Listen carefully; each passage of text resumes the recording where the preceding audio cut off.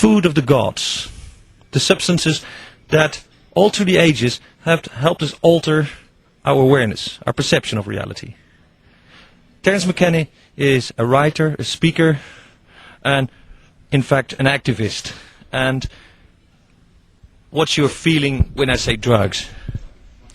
Well, drugs is a word which has polluted the well of language. Part of the reason we have a drug problem is because we don't have an intelligent language to talk about substances, plants, psychedelic states of mind, sedative states of mind, states of amphetamine excitation. We can't make sense of the problem and the opportunities offered by substances unless we clean up our language. Drugs is a word that's been used by governments to make it impossible to think creatively about the problem of substances and abuse and availability and so forth and so on.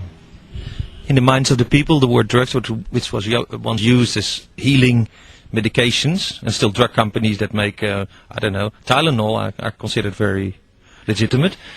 Well, so it's a kind of a paradox, isn't it? Drugs mean that which cures us and the greatest social problem of the generation.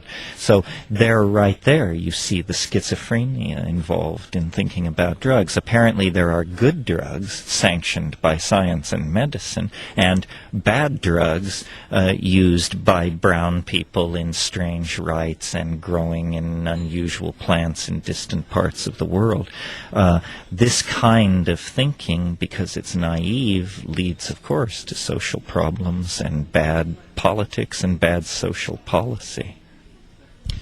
Your stance has been to at least look for what you call those strange plants and strange substances in strange places. You originally were a botanist, or you still are. Yes, and from the time I was very young, I was fascinated with the idea of extremely dramatic changes in consciousness from which one recovers after a few hours, induced by plants. And I discovered through the writing of Aldous Huxley and other people that this was a worldwide religious and cultural phenomenon that my own Catholic middle-class upbringing had completely overlooked and denied, and I've been fascinated with it ever since. You know, it's a bit like sexuality. It's something which the Calvinist intellect would just prefer didn't exist, but in fact, the phenomenon of being human beings in animal bodies with a relationship to nature makes it important for us to address these altered states of consciousness and the plants, the substances, and the cultural institutions that come into being around these things. Your thesis in many books has been that these substances have had a far greater influence on culture, and still have and will have, than most people would like to accept or like to see.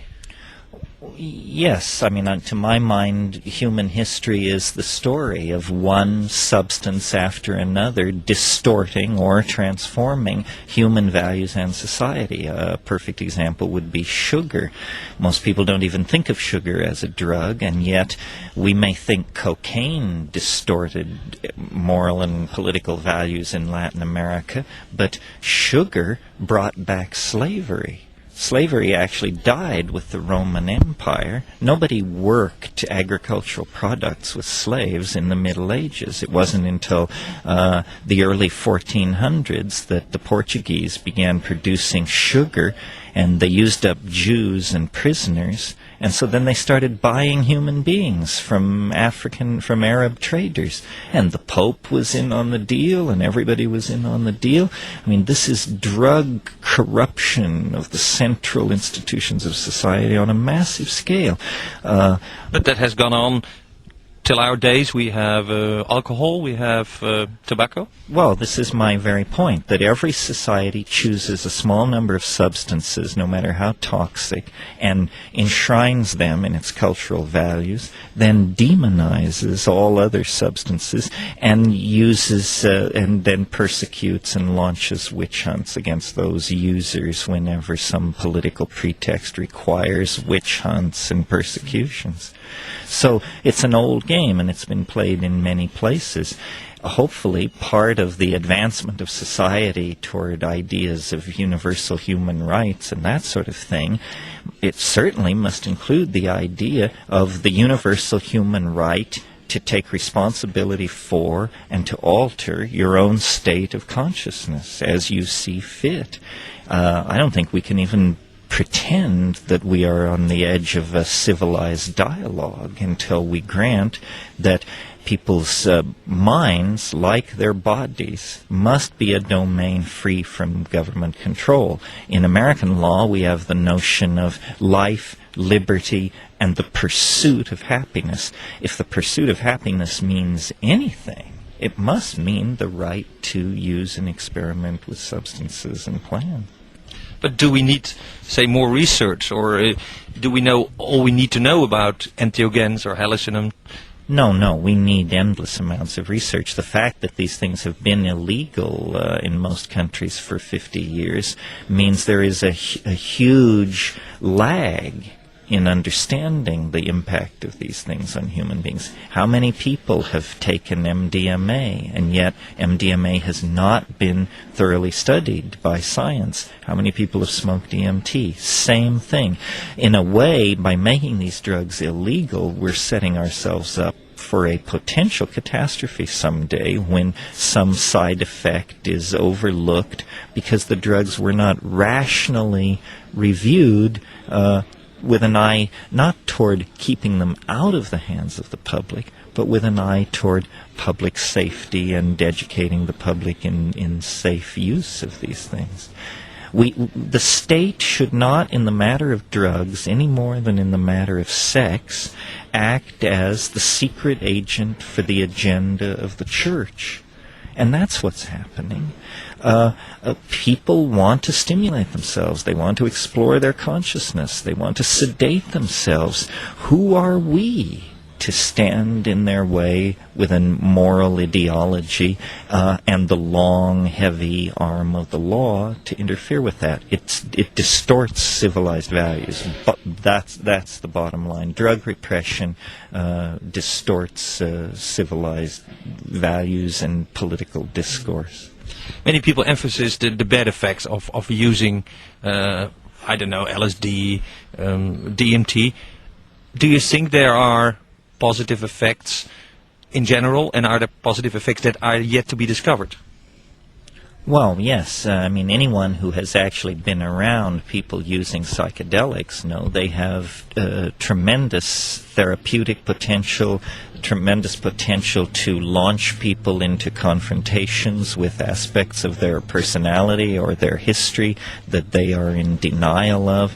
The people who hold that these psychedelic substances have no application have very little actual personal experience with them. It's the old story of my mind is made up, don't confuse me with facts.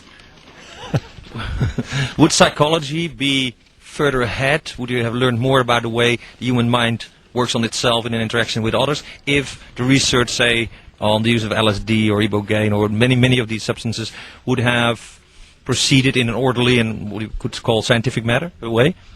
Yes, I think it's a great tragedy of 20th century science that the original excitement about exploring consciousness and mental illness generated by the discovery of LSD gave way to establishment paranoia and repression of drug-using populations. The excitement in psychology when LSD was first introduced was like the excitement in the physics community when the atom was smashed, and everybody thought, well, now we'll understand mental illness, schizophrenia, the memory, so forth and so on. And instead, the government lost its nerve because it saw that these substances have a potential for deprogramming people to institutional values.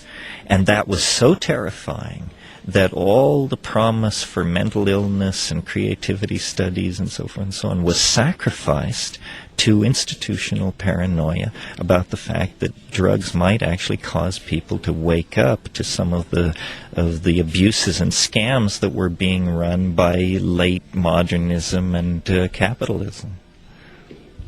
Clear. Thank you.